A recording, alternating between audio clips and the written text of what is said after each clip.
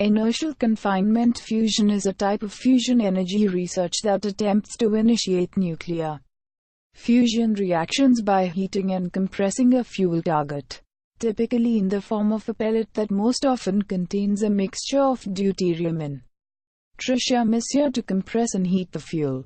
Energy is delivered to the outer layer of the target using high-energy beams of laser light, electrons or ions. Although for a variety of reasons, almost all ICF devices as of 2015 have used lasers.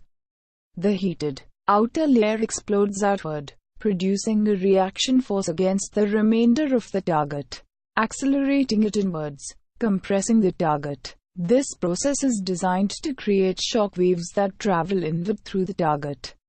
A sufficiently powerful set of shock waves can compress and heat the fuel at the center so much that fusion reactions occur. The energy released by these reactions will then heat the surrounding fuel. And if the heating is strong enough, this could also begin to undergo fusion. The aim of ICF is to produce a condition known as ignition, where the heating process causes a chain reaction that burns a significant portion of the fuel. Typical fuel pellets are about the size of a pinhead and contain around 10 milligrams of fuel. In practice, only a small proportion of this fuel will undergo fusion. But if all this fuel were consumed, it would release the energy equivalent to burning a barrel of oil. ICF is one of two major branches of fusion energy research, the other being magnetic confinement fusion. When it was first proposed in the early 1970s, ICF appeared to be a practical approach to fusion power production, and the field flourished. Experiments during the 1970s and 80s demonstrated that the efficiency of these devices was much lower than expected, and reaching ignition would not be easy.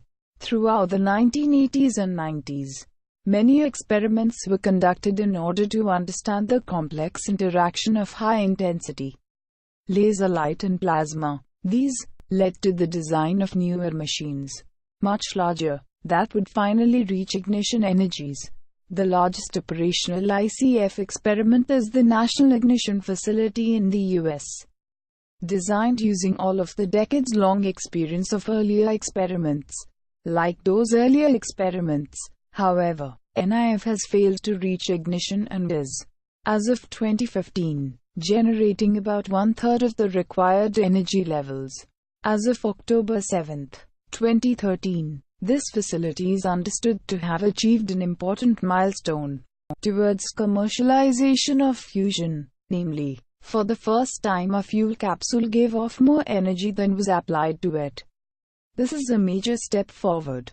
A similar large-scale device in France, Les Megajoule, was officially inaugurated in October 2014. Experiments have started since then, albeit with low laser energies involved.